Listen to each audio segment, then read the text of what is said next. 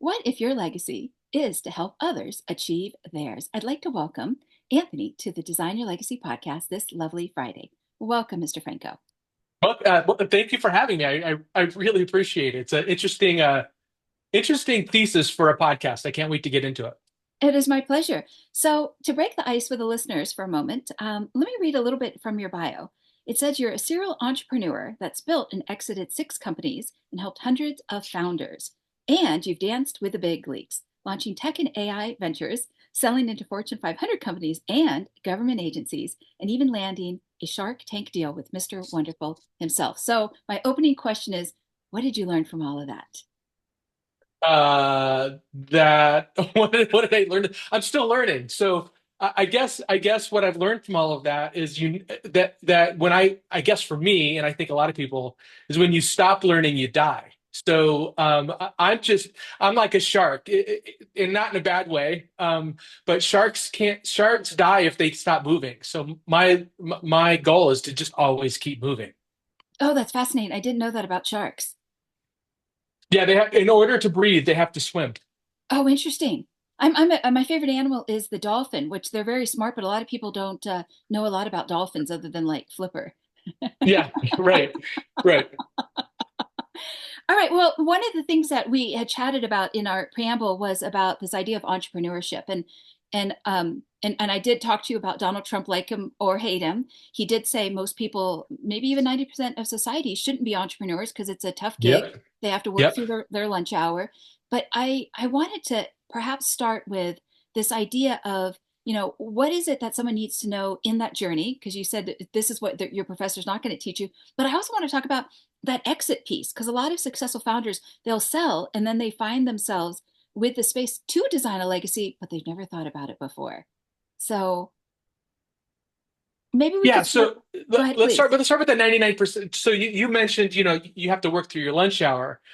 If that was the hardest part about being an entrepreneur, I would say go for it. But I think that quote is really accurate. I think 99% is a little too generous, actually. Most people shouldn't be an entrepreneur. You shouldn't do it.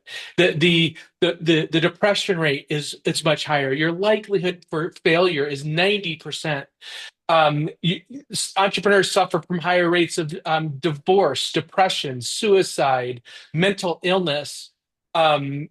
So if I should be talking you out of it, right? So you should not be doing it. On paper, you won't make it.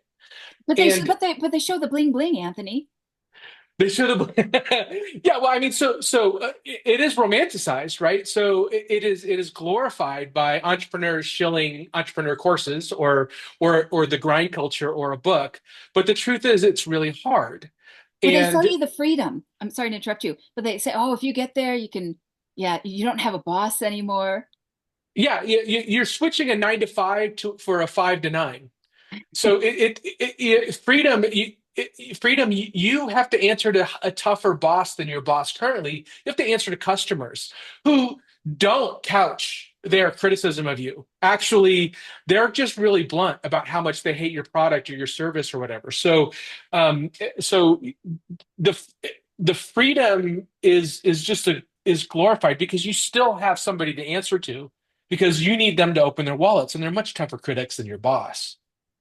Yeah, absolutely. One of the other things that I wanted you to touch upon that we chatted about in our preamble was this idea that entrepreneurs create the economic prosperity, whether it's Yes. the United States or elsewhere. And so, one of the things you talked about is you've got this podcast and you very much want now that you're at this stage in your life where you can give back and you'd like to train entrepreneurs in what you didn't know. And so maybe we could start with the one thing that you always tell aspiring entrepreneurs about the reality that's out there. Maybe we could, I mean, other than that, it's hard, but what else? What Yeah, else? just don't do it. Run away. Live your normal. I'm jealous of you being able to live a normal life. Like I can't do it. I'm Okay. unemployable. It's the reason why I'm an entrepreneur.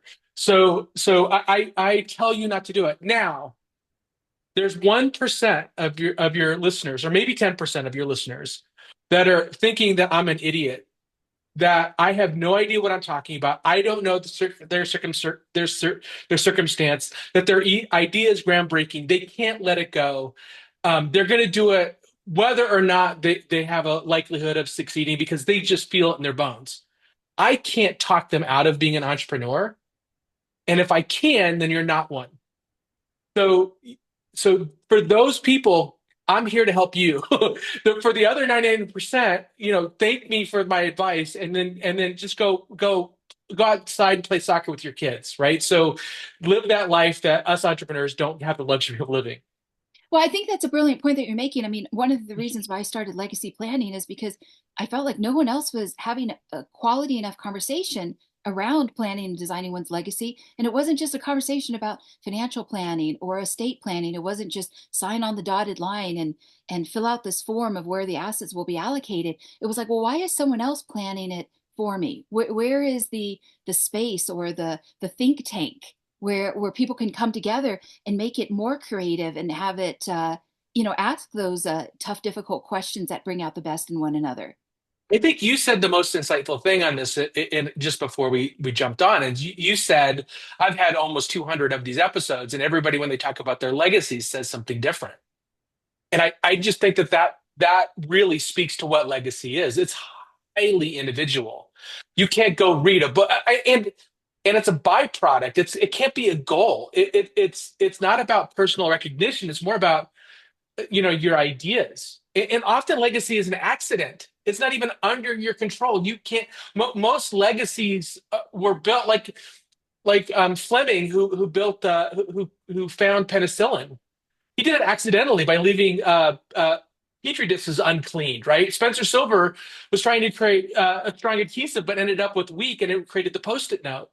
So legacies are created. A lot of legacies are just created accidentally. Yeah, I agree with you. I agree with you. That darn fate.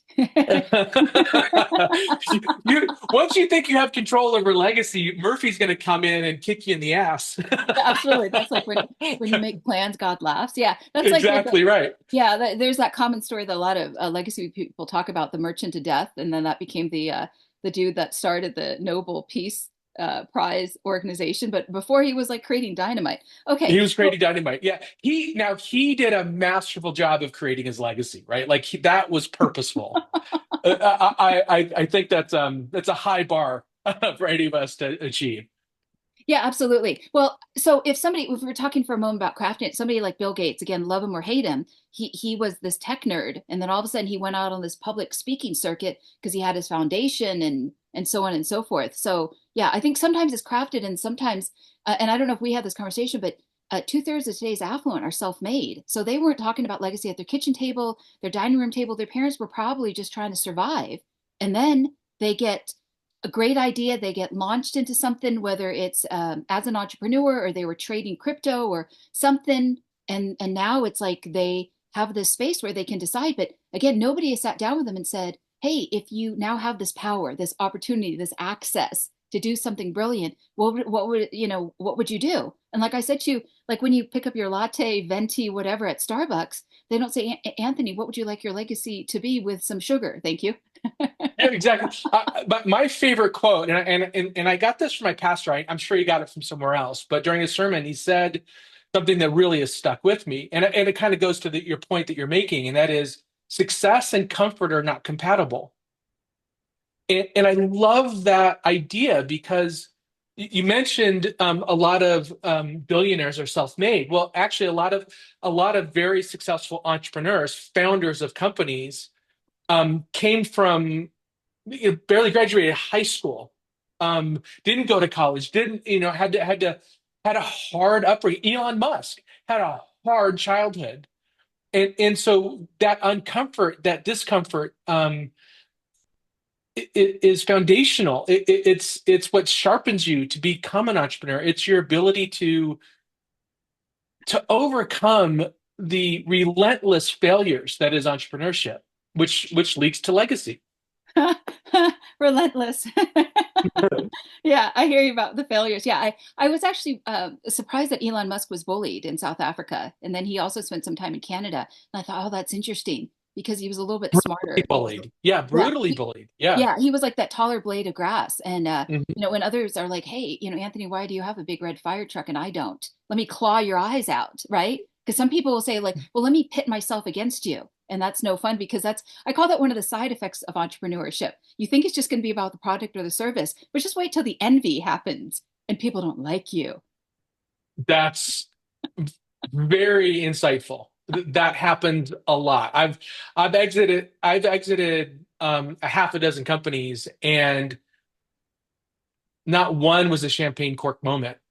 We didn't pop it. They were good exits, but you from the outside you'd look at it and go, wow, what an amazing thing. But there's so much anxiety and strife, and envy is not the right word, but people with their hands out going, what about me that didn't contribute, that just kind of takes away from the joy of that exit. Yeah, that's the I'm not entitlement. complaining. It's just not what you think it is. Yeah, yeah, absolutely. And that's part of what comes with entrepreneurship. And I would Hmm. say also designing a legacy is interesting. And a lot of the times people they have to get to that place in life where they can, which means they either have to have such a desire or a will inside of them where they want it so badly, or they're not going to step off of that mouse wheel because their mind is just going to be too much in survival. So I'm not saying it's just uh, specific to one social economic class, because again, if 2/3 of today's affluent are self-made, they had a hunger inside of them, like you said, was that bee in their bonnet to have an idea come to fruition, and you couldn't stop them, and you couldn't like push them back into that box. You push some people into a corner and it's like fight or die, and they're like, no, I'm going to be an entrepreneur. Yeah, yeah. Like I don't know what else to be other than that. Yeah, yeah, Yeah, yeah. yeah. So to put you on the spot a moment, I know one of the questions that I have on my list is, can you share one of your most challenging moments as a founder and what it taught you? Was it one of those exits, or was it just realizing that not everyone's going to be happy for your success? Um, the most challenging thing as an entrepreneur, um, I can I can recall having to let somebody go for being a really bad person. So Okay, there's multiple of those. So there there's letting somebody go because they're just simply not a good fit, right? And those are actually easier conversations because you're like, it's not working out. We have you in the wrong seat on the bus, and we don't have the right seat on the bus for you. So you help that person find something else. You don't just let them go. You're like, all right, how can I help you move on to put you in a spot where you're going to thrive because it's not here. The harder ones are ones that can I interrupt you for a moment? sure. Yeah, there's that movie with George Clooney. What was it, Up in the Air or something, where he fires people for a living? I haven't seen it. I have not seen that Oh, movie. okay, okay. And he's got to convince him to become like the French chef that they never. Okay, please keep going. Yeah, but Okay. it sounds like that's what it should be like. It's like, all right, here's what your next thing is. But when somebody makes an error so egregious, I'll give you examples without getting specific. Somebody commits repetitive sexual harassment.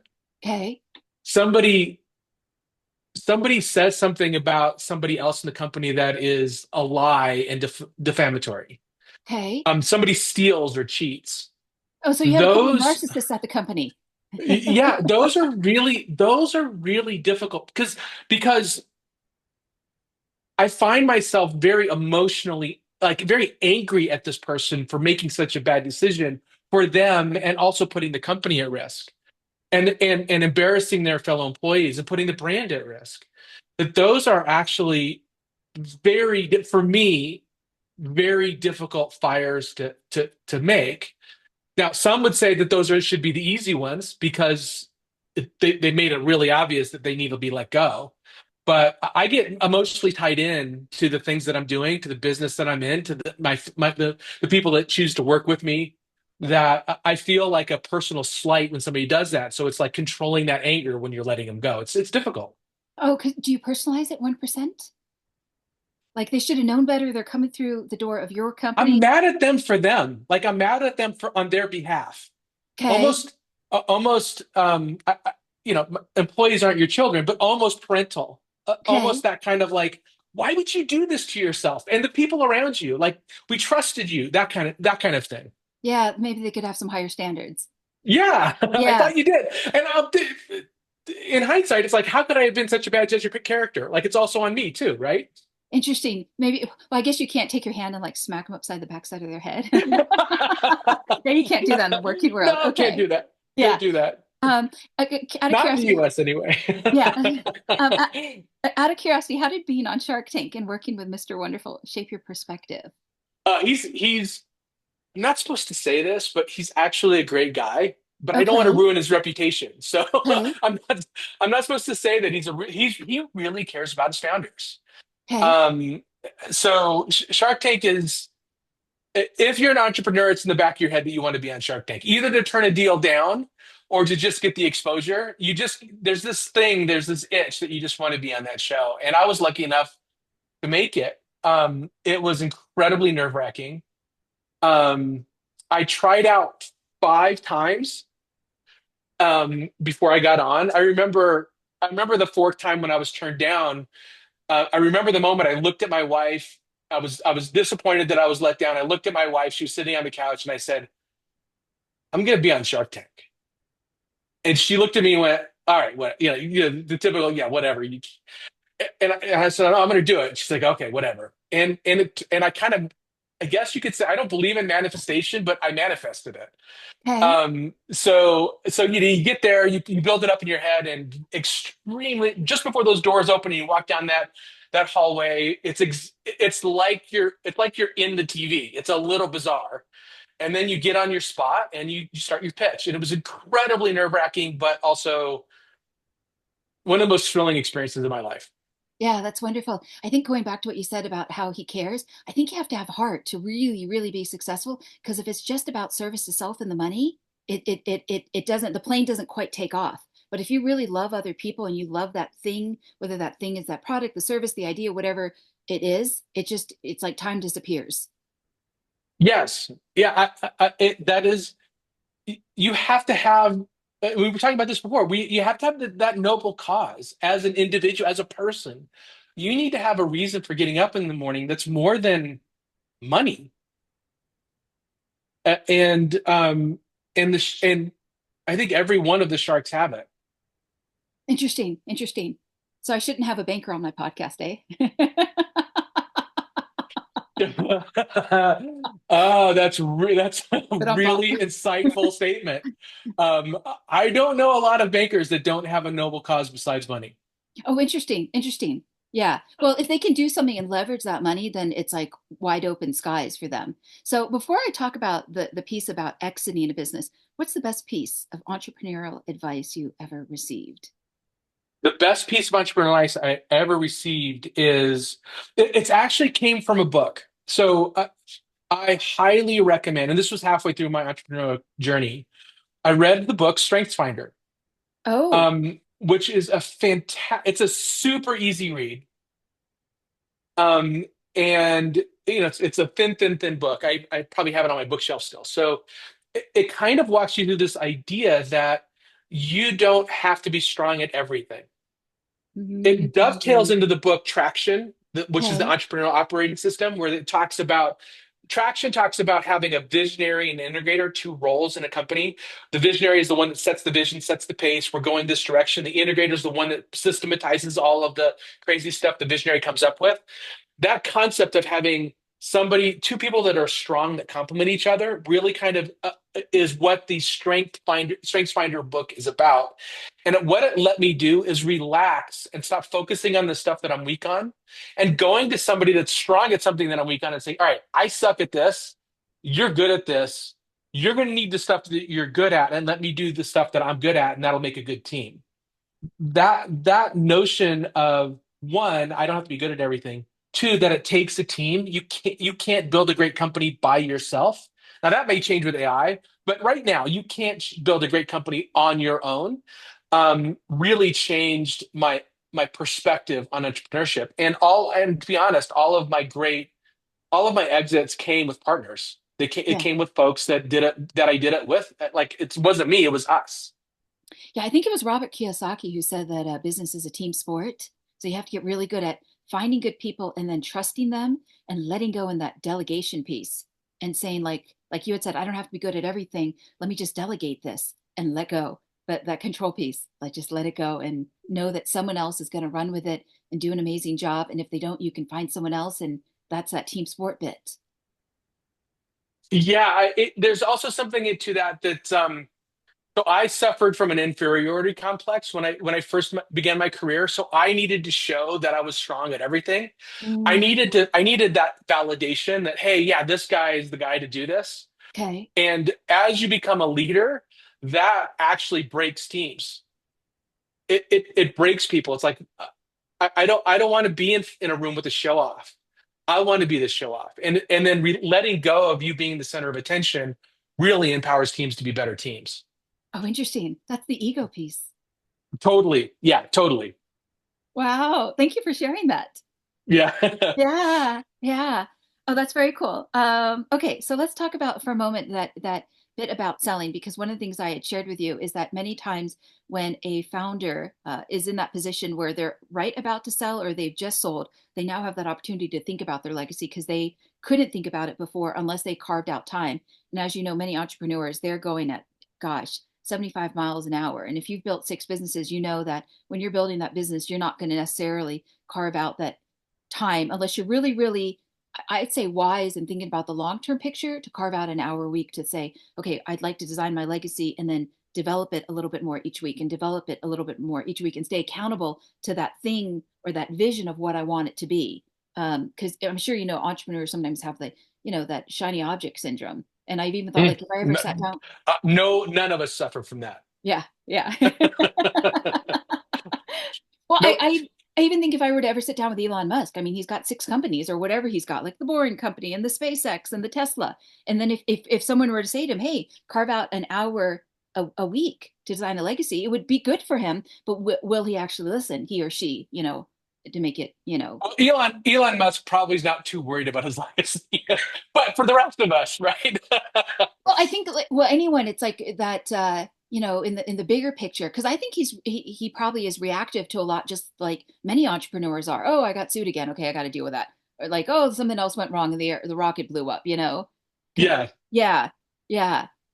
So in speaking about exits, you've done it what 5 or 6 times now. yeah, and now my so I I consult on two different fronts now. As like the way I bring money in or the way I keep active. I do three things. One, I run that podcast we'll talk about. One is I help companies launch.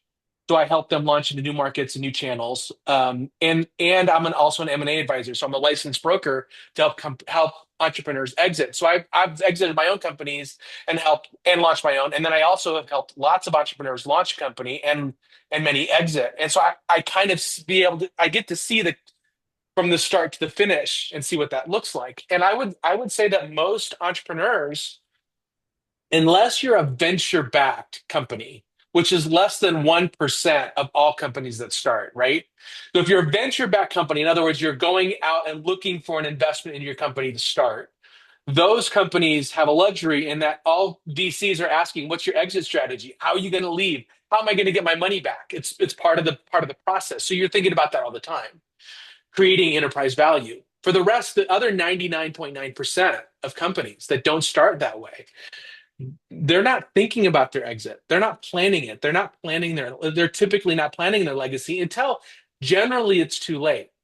So if you want to exit, you got to think about, well, I want to exit in 5 years. What do I need to do now? How do I need to structure my organization in a way that makes it most desirable to potential acquirers? One, to get the best enterprise value out, so to put more money in your pocket, and two, to have an enduring company once you leave, which I think should be a goal. If you built a good company, your goal is that it should last beyond your tenure there.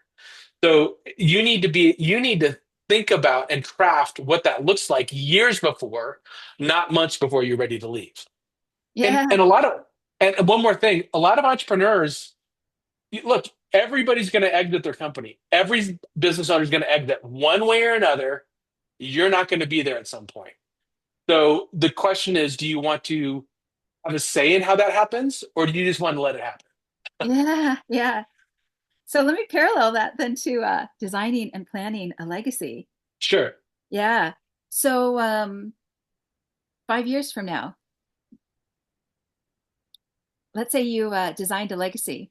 What will what will have been the noble cause of why you finally put pen to paper and thought through your vision? Yes, I've been doing a little bit of that this year. I live a fairly unbalanced life. Um, I, What entrepreneur doesn't? yeah.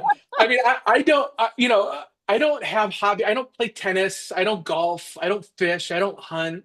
My hobby is like in my spare time, I'm thinking about entrepreneurship.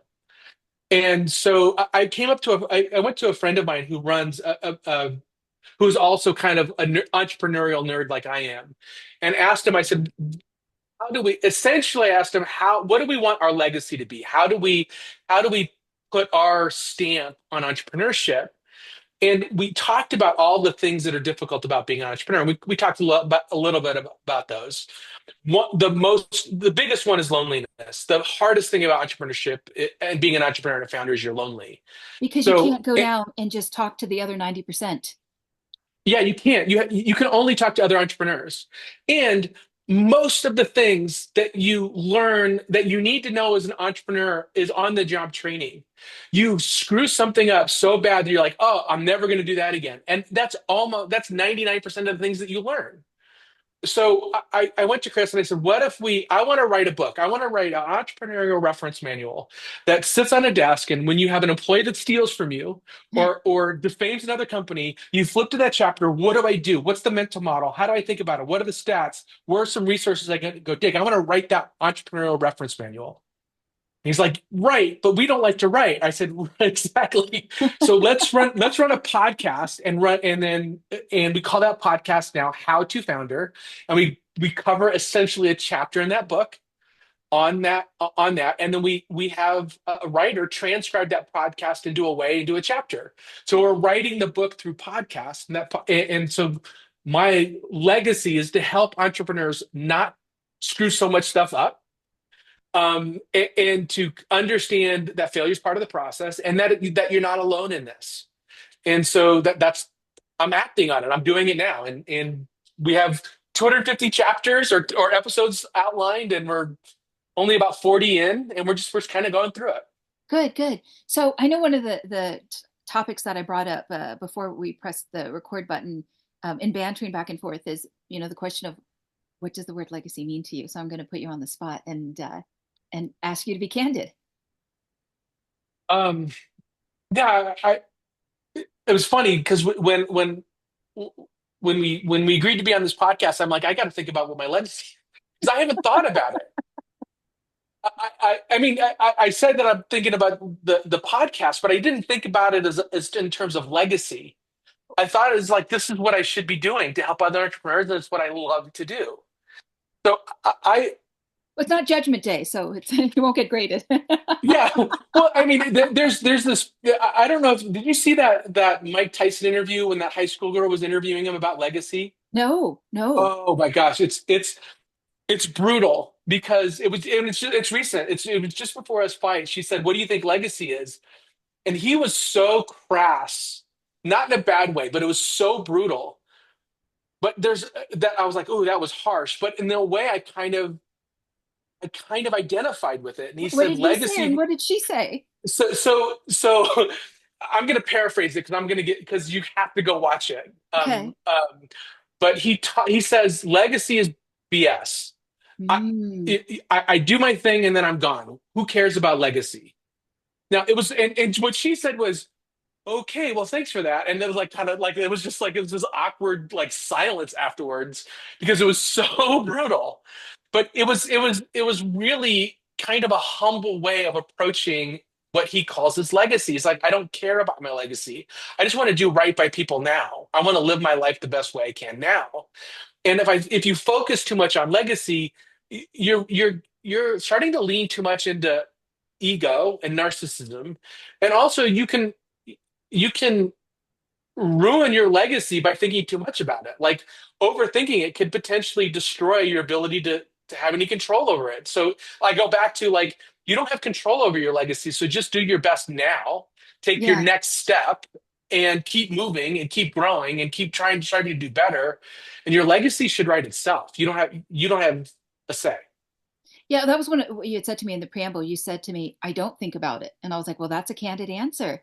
And I think a lot of times, and my response back to you is, "Well, who has talked about it? Whether it's their dining room table, the holiday meals, the kitchen table." It's one of those things, and I think especially with Mike Tyson, he's probably come from very much a survival background. Um, Yes. yeah, and separate from him being a counterpuncher in the boxing ring, yeah, I also think it's one of those things where it's like when somebody hands you that latte at Starbucks, they don't. We live in a society where people don't ask always those deeper questions, and so people stay on the surface and they don't know necessarily how to go deep regarding what I call the influence that they have on themselves and the influence that they have on others. Like sometimes people are what I mean. This is euphemistic, obviously, but they can be clumsy to other people and clumsy to themselves because they don't have like the awareness yet because they just don't have the conditioning or the programming around the effect that they have on other people. Mike Tyson will have, I would say, a positive effect on some individuals. I mean, he's a self-made success. Nobody handed him I his agree. wins.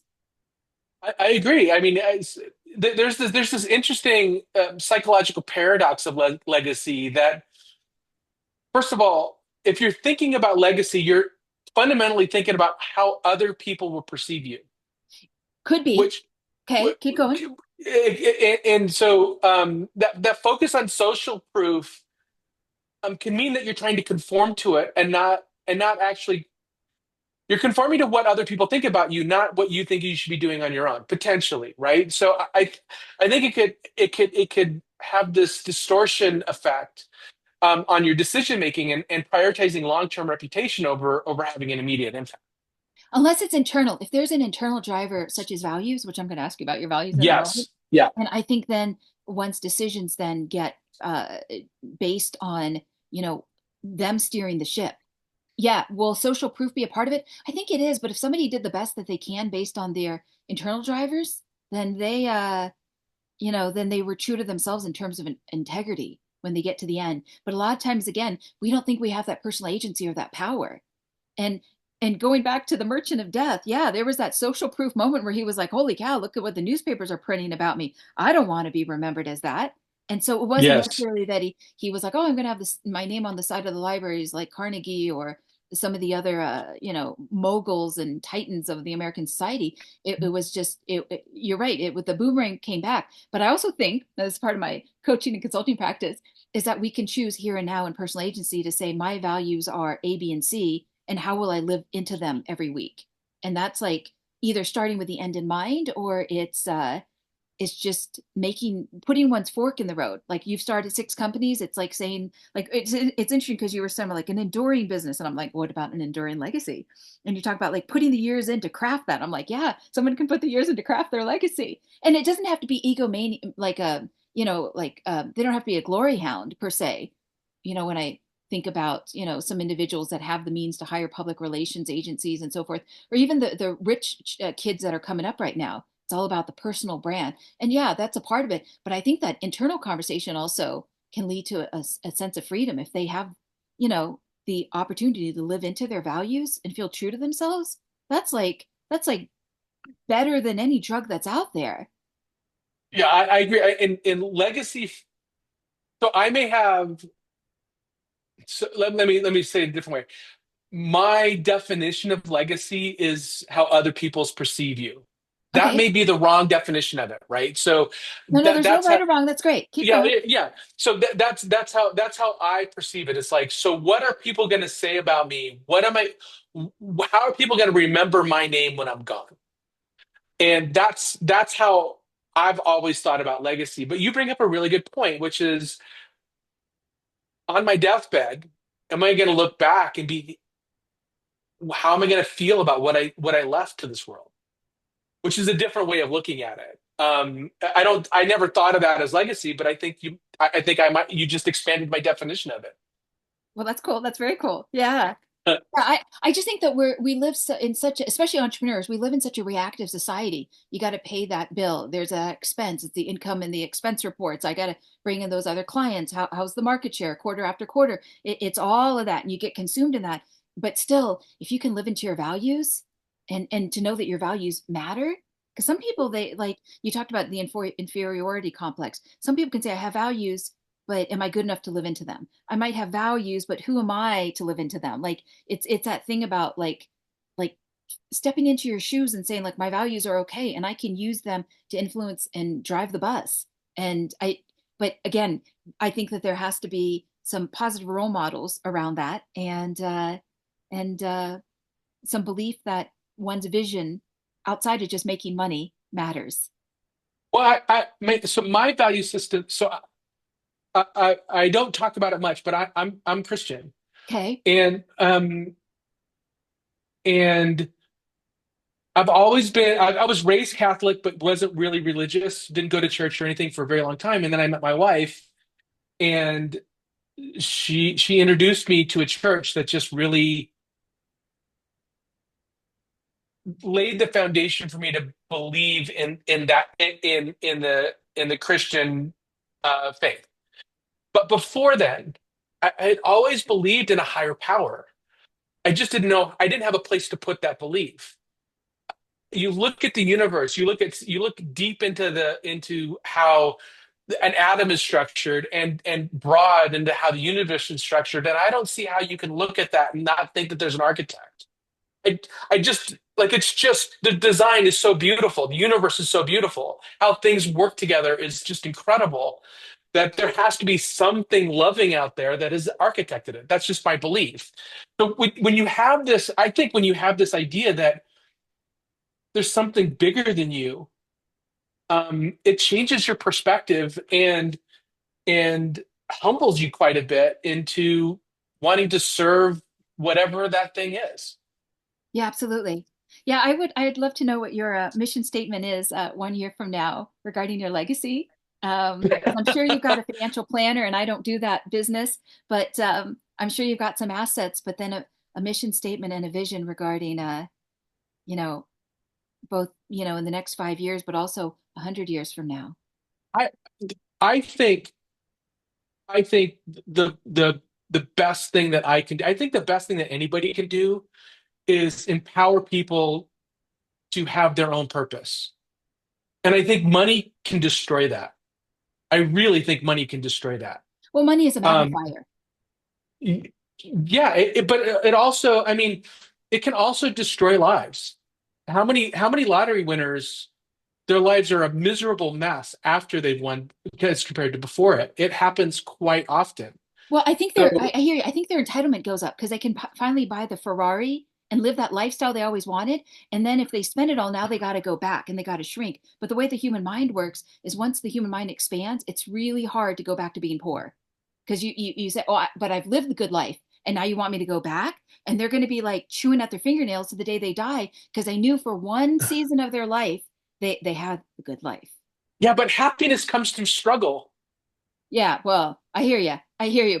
Yeah. It comes as a result of struggle. When you take the struggle out, it's harder to find happiness, Yeah, I harder to hear you. find reason to get up in the morning. Yeah, I'm going to ask you about your values in a moment, but there's this line from a Kanye West song where he's talking about running and something about how he didn't have shoelaces in his shoes, but now that he's Hmm. wealthy, he doesn't have to run anymore. And what he meant by running was when somebody's on that mouse wheel of survival. And I was like, oh, look at that song lyric. And he couldn't even afford the shoelaces and the shoes, like, oh, ho, ho, ho. Right, right. And Yeah. you could say, was he happier when he had to run? He Yeah, might I have hear been. you. I hear you. I think, there's that question of is life easier when you're rich or you're poor if you're going to be unhappy? I'd rather be unhappy and be rich. I, I I don't think I think that's I don't believe I've been both and I've been Okay. happy. I certainly would say that Joe Rogan says this great. He loves it. I love the way Joe Rogan puts it. He's like, you buy a bigger house, it's still your couch that you're sitting on. Like it doesn't matter. Once you live in that really big house, that really nice place, at some point it's just home, and it doesn't have. it's not like you love sitting or going to your bedroom twice as much as you did when you were poor. Sleep is sleep. Sitting on your couch and visiting with people is still the same thing. Your real enjoyment comes in from those social interactions much more than what your money can buy. Yeah. And There's and yeah, yeah, awesome. There's actually this study yeah, that says I think happiness starts to uh, level out after 250,000, something like that. Where once somebody has enough to cover their expenses, there it doesn't really change whether it's 5 million or 10 when million. yeah, when you're not struggling to eat, right? When you're Correct. not struggling to eat and keep your house over your head, at that there's a great TED talk. The master key to happiness is gratitude. Yeah. Although I will opine before I ask you about your values, I will opine that I think that your happiness comes from the fact that you've grown through those six companies. Yeah. Yeah. So my happiness, I think you're happiest when you're growing. And so yeah, but make no mistake, I'm not always happy. Like I'm grumpy still. I I know, but have you're happy everybody with the has chase. You're happy with the chase, though, yes, of like, the pursuit. correct. Yeah, Yes, it's like why does Jerry Seinfeld still do stand up? Like he doesn't need to do that. It's because he loves the work. yeah, yeah. Yeah. Well, I think that 1 year from now, I'm going to challenge you to come up with a legacy vision. Okay. Even if you were Okay. candid and you said, I don't think about it, 1 year from now, I'm going to challenge if you would. All right. Okay, okay, Challenge accepted. okay, awesome. I'm putting you on the spot a little bit. Okay, what would you say are your top three or four values? And I'm going to ask you about your hardcover coffee table book. Yeah. So my number one value is curiosity. Um, I think curiosity is incredible. It has to be your core value if you're an entrepreneur. Period. Um, Another one is gratitude for sure. Um, Looking for things to be grateful for even when things are down. Um, um, Positivity and optimism is another Mm, core value. And it's going to sound corny for coming from somebody that's typically logical. I think love, operating from a standpoint of love. So I would say if you're keeping me to four, those would be my four. oh, I think they're beautiful. I think they're really beautiful. And it's also just going back to the basics. Yeah, it's simple and it's pure. Yeah. And Yeah. I hope that 100 years from now it'll be written down somewhere. Um, because I will share, and I've shared Well, this on, those aren't original. My but values aren't original. they're unique to you. I've shared on my Yes. podcast before that on my father's side of the family, they kept a number of photographs, letters, just all these different types of things. On my mother's side, they didn't keep them, and we're talking 100 years ago. So this would have been like 1924, 1920s, and it's just, I mean, it's just so cool to be able to go back and see this is what these people stood for, and their character and their personalities and all of it is just it's better than a museum because it's personal. Yeah. So if you were to set aside a weekend or two a month to design a hardcover coffee table book, what images or stories, what words would fill its pages? Yeah, I'm kind of doing that, right? I'm doing that with it's very tactical. It's I'm designing a book that's going to help entrepreneurs not make as many mistakes as I did, Okay. make fewer mistakes, and if because it's hard and it's lonely, as I said before. So I you literally described a hardcover tabletop book. It's just how do I make sure I do this right or don't do this wrong? Yeah. Um, and if I can leave that for the next generation of entrepreneurs, I'll feel really good about myself. Yeah. I almost see like this metaphor of like a puzzle, like even a jigsaw puzzle, because it's like a need to win, but it's a need to win around figuring out how do I make this puzzle work. Yeah, well, yeah. So all entrepreneurship is solving the next biggest problem. Yeah. It's one huge puzzle. Okay, very cool. Any closing thoughts on the subject of legacy for any of the listeners out there, wherever they are located in the world that are in an English speaking country? Um, so I'll pull an Aristotle quote out of my back end. So I love what Aristotle says. We are what we repeatedly do. Excellence then is not an act, but a habit. And I love that. I love that constant pursuit ideology from Aristotle. Oh, that's lovely. Thank you. I would like to take a moment to thank you for being a guest on the podcast. We set the intention at the very beginning of thinking about this question of what if, not just what if empowering entrepreneurs could be the noble cause of your legacy, but also what if your legacy is to help others achieve theirs. And I think that you've demonstrated today both this example of as a positive role model, but also what it is to stay in the game, stay in the fight. You know, there's that quote about being in the arena versus on the outside watching it Hmm. with popcorn. And I think as somebody who has founded six companies, has scaled them, sold them, you know, you've been in the arena the last 20 years for all of the wins, the bruises, the tough choices, you know, which you had mentioned about dealing with people and the emotional intelligence, and also just those internal conversations when you face those challenges. So thank you for speaking into all of those experiences. It's been a pleasure to host you today. Thank you for having me. It's been a fun conversation. Thank you. Thank you very much. So, if anyone is listening out there on Apple Podcasts, Spotify, or SoundCloud, please remember to rate and review, share with your family and friends, and send an email to either Anthony or myself. Let us know your thoughts about today's episode. So, thank you so much for joining us this week. And thank you, Anthony, for speaking Thank into you. your legacy.